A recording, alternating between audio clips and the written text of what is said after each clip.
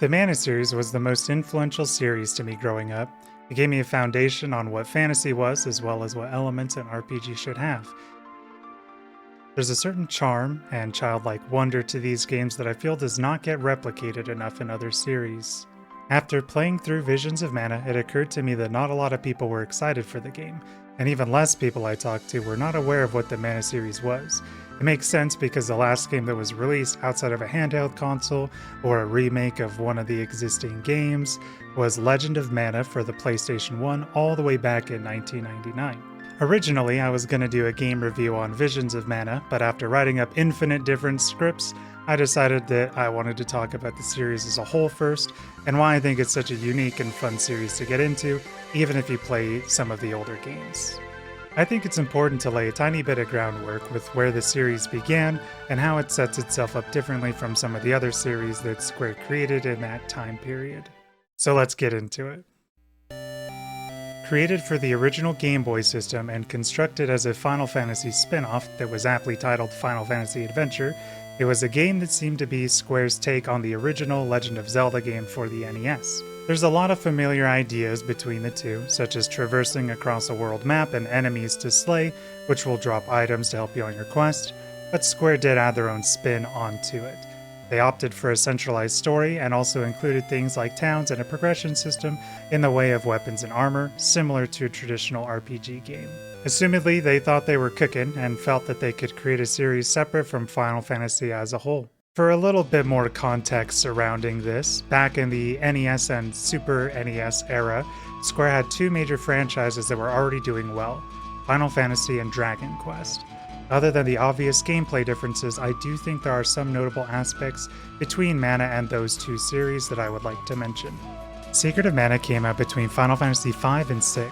It seemed like there was a conscious decision to move away from a medieval setting in Final Fantasy, as Final Fantasy V had things like dragons and magic galore, and in Final Fantasy VI, magic was more scarce and there was an industrial aesthetic to the game. After 6 came 7, and I think we all know how that ended up, and what direction Square Enix chose to take the series in the early mid-1990s with a mix of a modern setting and fantasy. Dragon Quest does have a lot more similarities between the two in my opinion, and admittedly I am less familiar with that series as I've only really played through Dragon Quest XI and only a tiny bit of some of the other ones. I always got the feeling that Dragon Quest was more traditionally medieval, more like it was closely related to our world in things like having a centralized religion, where you can save your game and lift status elements and revive your party members, and also having a focus on residents that reside in towns where there are specific dialects throughout the world. Professions like farmers, gladiators, and puff-puffs are more acknowledged and prevalent. Mana, while being in a similar time period, feels more primal and close to the elements itself. It's like they need to work together with the world in order to survive. Some things that point to this include a hideout in a desert where thieves make their base in the side of a mountain, as well as a kingdom in a snowfield which keeps its inhabitants able to live with a barrier of magic. What would normally be considered enemy monsters have towns throughout the series where they're friendly with humans and actively try to help you on your quest to save the world. Now, as Mana as a series started getting a standing on its own, there are some common themes throughout many of the games. The world is made up and comprised of 8 different elementals working together at the behest of the Mana Tree in order to create a thriving world.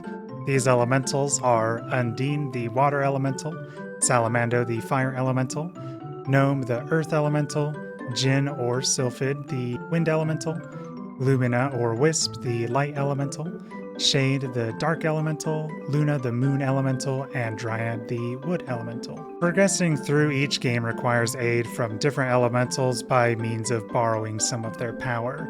In Secret of Mana, pathways can be blocked by elemental orbs, and you will need to use a specific elemental to unlock the path forward. If you're not sure which element to use, you can use Jin's power to analyze which element the orb belongs to. In Trials of Mana, they expanded on the concept a bit more than just orbs. In order to find a dwarf village, for example, you will find out that they do not like associating with humans and have hidden the entrance to their cave. You will require assistance from Lumina, who reveals that they use a trick of the light in order to obstruct their entrance. Lumina will reveal the path for you, and you are able to proceed into their village. In Visions of Mana, you will require various elementals in order to assist with traversing the world, like lifting up a pathway of floating rocks in order to ascend atop a mountain. I absolutely love the art style for this series. It's very cartoonish and vibrant, and the world definitely feels to be teeming with life. To me, it's reminiscent of a fairy tale story. Because each game is so closely tied to elements of the world, things like plantation, water, and other elements are accentuated and have more of a pop to them. The monster design in this series is phenomenal, and like Dragon Quest, they will typically have recurring monsters throughout multiple games, and because it was originally a Final Fantasy spin-off, there are some references for some monsters as well. As a side note, my favorite monster design ever that I can think of is Tropicalo from Secret of Mana. It's a burrowing, spiky pineapple lizard thing which spits out pumpkins, and I think that's neat. Upbeat tracks are very common within the Mana series. Generally, themes will have higher beats per minute and invoke either a sense of adventure or heroics in them. I'm not a musician, but I do love listening to music. I want to mention this as it sounds to me like they lean towards more natural sounding instruments, where the themes are more adventurous, and they will generally use heavier instruments for the heroically inclined themes. But I'm not an expert, and I could be totally wrong about this, that's just kind of how I feel. I want to share a few of the songs that I listen to constantly and are in my gaming playlists. There are tons more fantastic themes in the game, and this video would be a multi-hour long playlist if I listed every song that I liked. I also want to show some clips that show how beautiful the environments are in the different games.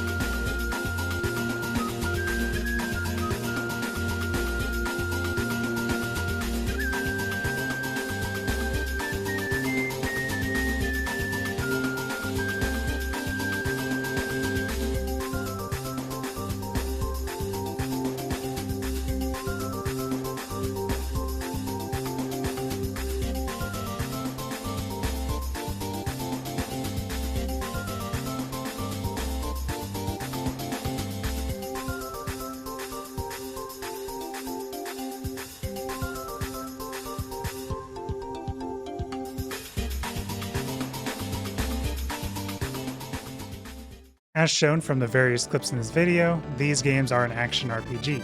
Moving around and dodging abilities is a staple, however in the older games, spells and abilities are undodgeable as they are bound by cutscenes. Because you are more available to dodge attacks in the newer games, I feel like they have more skill expression, but in my opinion are a little easier than older games. In any case, the games are not the most difficult games in the world, but I think the fun factor from the gameplay makes up for how easy the games are. Not to say that the games are pushovers by any means, but I feel like if you hit a roadblock, you will likely be able to get around it with minimal effort. One huge benefit that I think the Mana series has is that there's more replayability than most RPGs. And to start out with the first and worst one, I think Secret of Mana probably has the worst replayability in the series, but you can make it work pretty easily. There's a total of 8 different weapons and different spells from each elemental that you'll need to level up by using them, so you generally won't be able to go through every weapon and spell to level up for people. You can use different weapons on playthroughs or go through the game with a certain goal, such as using few or no spells, only using ranged weapons, etc. For Trials of Mana, there are 3 different stories that go with a pair of characters. Duran and Angela, Kevin and Charlotte, and Reese and Hawkeye share stories with each other. Most of the game will stay the same, but you can class change your characters. Each base class splits into one of 2 classes, which will again split into another one of 2 classes. You can choose the same character in subsequent playthroughs, but because you can choose different classes, you can pivot them in different styles of gameplay. Legend of Mana is more unique of a game in that it is based around side quests that appear throughout the game containing different stories. There are around 70 quests in the game, and there's 3 different quest chains that will progress you to the end of the game.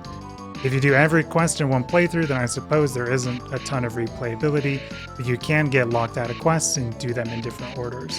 There's still multiple weapon types and skills to unlock and change up subsequent game playthroughs as well.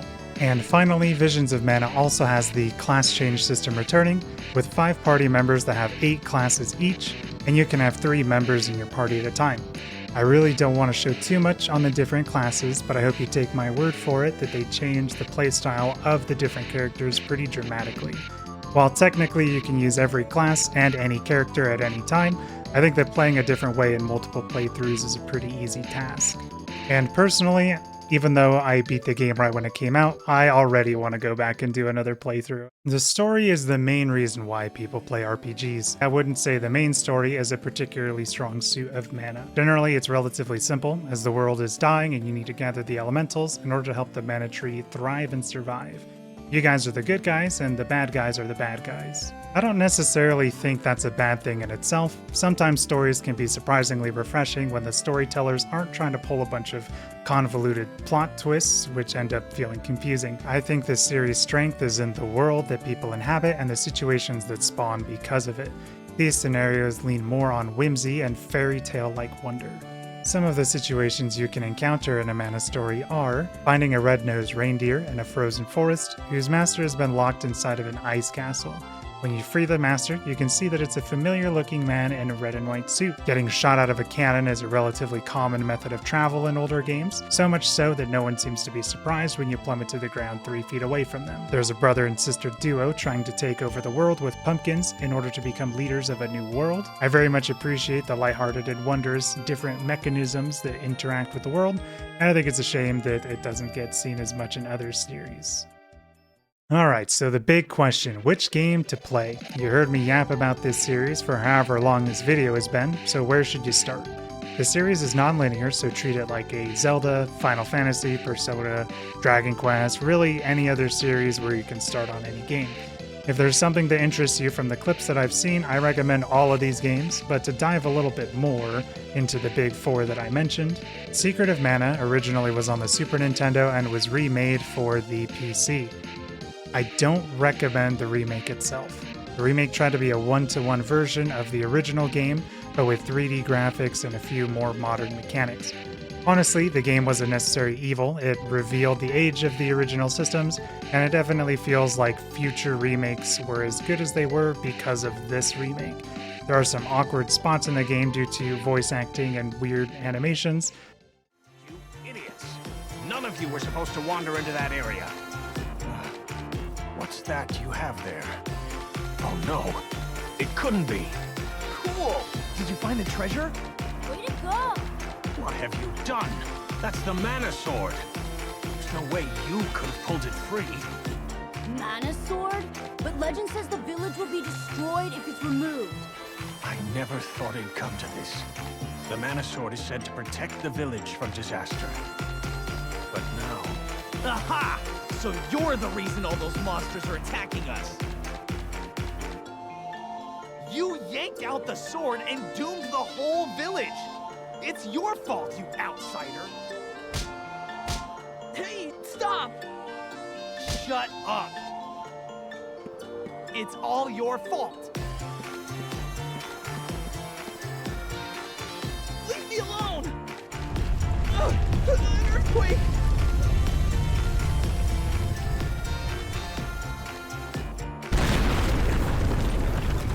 Ah! Help! I'm a monster! You have a sword, why don't you use it? Can you hear me? Calm down and study the enemy's movements to look for an opening. If you're curious about the remake, feel free to play it. I won't stop you, but I'm not that big of a fan of the remake. The original Super Nintendo Secret of Mana is out on a game called The Collection of Mana, which was only released for the Nintendo Switch. That game has the original versions of Final Fantasy Adventure, Secret of Mana, and Trials of Mana. This is the preferred way I'd choose to play, but the game does have glitches and weird combat mechanics which can cause some frustration when playing. The original Trials of Mana is again on the Nintendo Switch, but it also has the appeal of being the only version of the Super Famicom Trials of Mana with an official translation. The game was too big to fit on Super Nintendo cartridges and was never released outside of Japan because of that.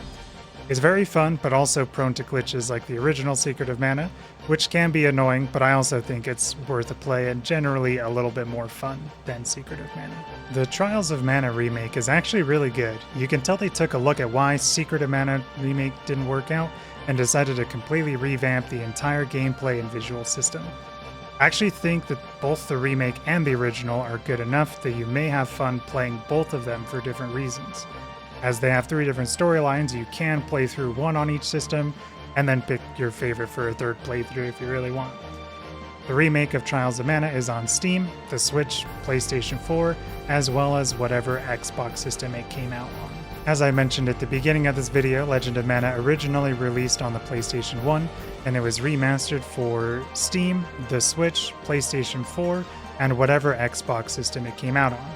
No remake of this game, so there's only just the one version, and as mentioned before, this game is more of like a side quest adventure, where you won't really know what to expect around the corner. I think this game has the most charm in this series, and I don't think you should overlook it from the other games. I feel like this game is niche even for fans of the series, and I might be biased because I played it a lot as a kid, but I think the general flow of the game and just how fun the different side quests are really speaks to itself as a fun experience. Last but not least, current day Mana, Visions of Mana. As the game that came out this year, this may have been the reason why you found this video. While you may think I don't rank the game as highly as others, I actually love the game. I didn't want to put a lot of clips from that game in here as I would like people to get as much of a fresh view of the game as they can. I think Visions of Mana is currently my favorite game that I've played this year. The developers put a ton of passion into the game, and it honestly was a huge push for me to make this video. The amount of care they put into this game coming from older games was awesome. It may be worth playing some of the older games or remakes first just to get some of the references they put in. However, the references are all slight nods, and I don't think you'll have a bad experience playing it first or later down the line. I would akin the references as to the horse Link rides in multiple Zelda games being called Epona, or the fact that there is a Cid in every Final Fantasy game, things like that. You're not missing out on too much if you don't know the references, but I think it's a little fun. I'll be honest, I have no idea how good of a job I did convincing in this video. I think the Mana series is great and fantastic and fun and cool, and if anything interests you, I welcome you to dive in head first. It's a series that puts the world ahead of everything else, and it doesn't shy away from weird or outlandish ideas. I hope you had fun watching, and I appreciate you making it this far. Have a good day or night, and thank you for watching.